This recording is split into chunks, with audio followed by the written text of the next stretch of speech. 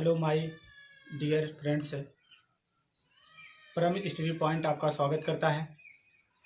कक्षा 12 में केमिस्ट्री के फर्स्ट लेसन लेकर के आए हैं ठोस अवस्था। ठोस अवस्थाएं क्या होती हैं आज इनके विषय में हम जानेंगे, लेकिन उसके पहले हम आपको बता दे रहे हैं कि हम इस वीडियो के माध्यम से आपको छोटी छोटी परिभाषाओं के बारे में, उनके डिफरेंट के बारे में, ठोस अवस्था के बारे में हम आपको बताएंगे। अगर आपको पसंद आए तो लाइक, शेयर, कमेंट जरूर करिएगा। तो आइए हम बात करते हैं दोस्तों ठोस अवस्था की। ठोस अवस्था क्या है, तो सबसे पहले हम जानेंगे ठोस अवस्था के विषय में। ठोस अवस्था के विषय में हम सबसे पहले जानने से पहले हम ये देखते हैं कि इनकी कितनी अवस्थाएं होती हैं। इनके देखिए क्या होती है, ठोस कैसे आया आपका। तो ठोस जो होता है वह पदार्थ की एक अवस्था होती है। किसकी अवस्था होती है? पदार्थ की एक अवस्था होती है। जैसे बताइए, देखा जाए तो बताइए मनुष्य की भी एक अवस्था होती है, उसी प्रकार से पदार्थ की भी क्या होती है, एक अवस्था है। और उन अवस्थाओं में से एक की क्या होती है, ठोस एक उनकी क्या अवस्था है। तो हम बात करते हैं पदार्थ कितने प्रकार के होते हैं। तो पदार्थ की कितनी अवस्थाएं होती हैं प्राय? एक के 3, ठोस, द्रव, गैस। इंग्लिश में इसे क्या कहते हैं, सॉलिड। दूसरा क्या, लिक्विड। तीसरा क्या है, गैस। यानी इनकी 3 अवस्थाएं होती हैं, ठोस, द्रव और गैस। तो आइए हम बात करते हैं ठोस क्या है, द्रव क्या है और क्या है, गैस है। देखिए ठोस जो होते हैं उनके अणु जो होते हैं, अणु, अब बात आ गई अणु क्या होंगे। तो हमने बताया अभी आपका अणु जो होते हैं वह अवयवी क्या होते हैं, कण होते हैं। अवयवी कण से मिलकर के बना होता, तो अवयवी कण क्या होते हैं, यह अणु होते हैं। एक के परमाणु होते हैं और क्या हो सकते हैं, आयन हो सकते हैं। यानी इनसे मिलकर के यह क्या होता है, बना होता है। तो कैसे हम ठोस कहते हैं, आइए देखिए कैसे ठोस कहते हैं। अब हम इनके अणुओं, परमाणुओं का आयनों को हम किससे दर्शाएं? हम देखिए गोले से दर्शा रहे हैं। देखिए हम जानते हैं कि जो पदार्थ होते हैं वह छोटे छोटे कणों से मिलकर के बने हैं, तो उन कणों की संरचना भी एक निश्चित होती होगी। तो कैसे देखिए संरचना निश्चित होती, जैसे ये ले लीजिए। इसमें देखिए अणु क्या होते हैं, एक दूसरे से पूर्णतः बंधे यानी सटे हैं। तो सटे होने के कारण यह किसी भी दिशा में इनके अणु जाने के लिए स्वतंत्र नहीं है। अगर जाएंगे तो सभी जाएंगे एक साथ, नहीं तो क्या होंगे, नहीं। तो इस अवस्था में हम कह सकते हैं कि यह पदार्थ आपका कैसा हो सकता है, एक ठोस हो सकता है। द्रव की अगर हम बात करते हैं, द्रव के जो अणु होते हैं वह क्या होते हैं, दूर दूर स्थित होते हैं। कहाँ स्थित होते हैं, एक के दूर दूर स्थित होते हैं। तो अब हम कह सकते हैं कि इनके अणु क्या होते हैं, दूर दूर स्थित हैं। तो दूर दूर स्थित हैं तो इनके बीच यानी आकर्षण जो बल है अणुओं के बीच में वह ठोसों की अपेक्षा कम है। इनके अणु जो होते हैं वह किसी भी दिशा में जा सकते हैं। जैसे अब आइए बात करते हैं गैस की। तो गैस क्या होता है, जैसे गैस के अणु जो होते हैं किसी भी दिशा में जाने के लिए स्वतंत्र होते हैं। क्यों? क्योंकि इनके अणुओं की जो संरचना होती है वह बहुत ही क्या, इनके अणु दूर दूर होते हैं। स्ट्रक्चर इनका देखिए, अणु देख रहे होंगे आप लोग, इनके अणुओं के स्ट्रक्चर जो है देखिए, इसमें क्या बहुत दूर दूर है। इसलिए दूर दूर होने के कारण इन्हें क्या गैस कहा गया। और इनके अणु ये बताइए गैसों की अपेक्षा थोड़ा क्या है, पास पास है, इसलिए इन्हें क्या कहा गया, आपका एक द्रव कहा गया।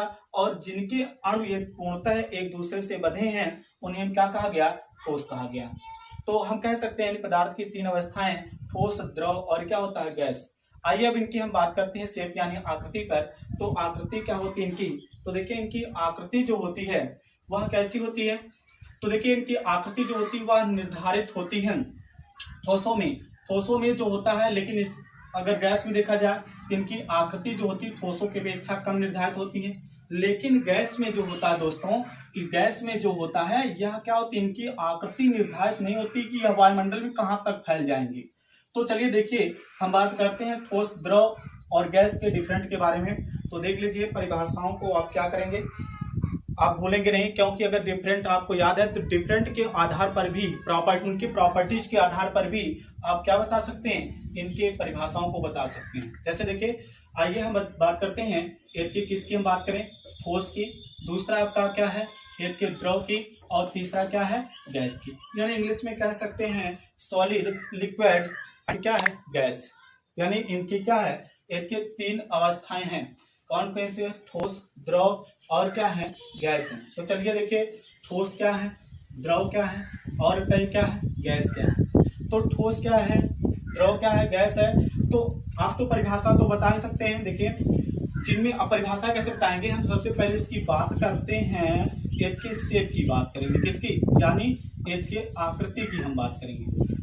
आकृति यानी वे पदार्थ जिनकी आकृति क्या होती है, निश्चित होती है, उन्हें हम क्या कहते हैं, ठोस पदार्थ कहते हैं।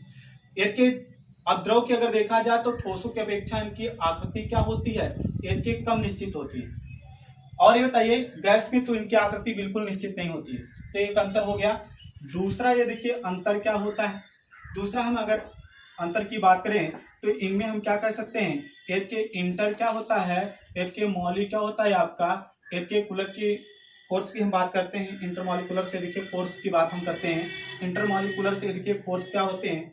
तो आइए हम देखिए बात करते हैं मॉलिकुलर्स की, एक के इंटर मॉलिकुलर फोर्सेस यानी बलों की बात करते हैं। तो एक के ठोसों में जो होता है इसको हिंदी में क्या कहते हैं, अंतराणुक एक के क्या होता है, आकर्षण एक के क्या कहते हैं, बल कहते हैं।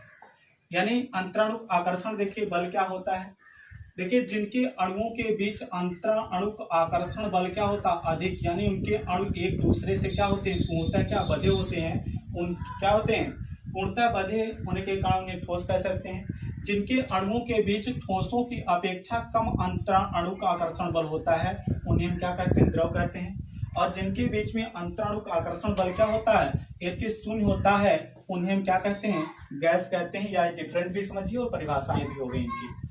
अब देखिए तीसरा आपका होता है डेंसिटी से। डेंसिटी क्या होती है, एक के डेंस जो सिटी होती है वह क्या होती है आपका, डेंसिटी का मतलब होता है घनत्व से। डेंसिटी का मतलब किससे होता है, घनत्व से। यानी घनत्व तो क्या होता है इसका, तो आइए देखिए घनत्व तो क्या होता है। एक के यहाँ पर घनत्व का मतलब है क्या, यानी जिनके अणु क्या होते हैं, अधिक हों यानी घन होते हैं, उन्हें हम क्या कहते हैं, एक के घनत्व कहते हैं। तो देखिए घनत्व का मतलब जैसे देखिए ठोसों में देख रहे होंगे अणु इनके बहुत पास पास हैं, इसलिए इनका घनत्व सबसे अधिक है।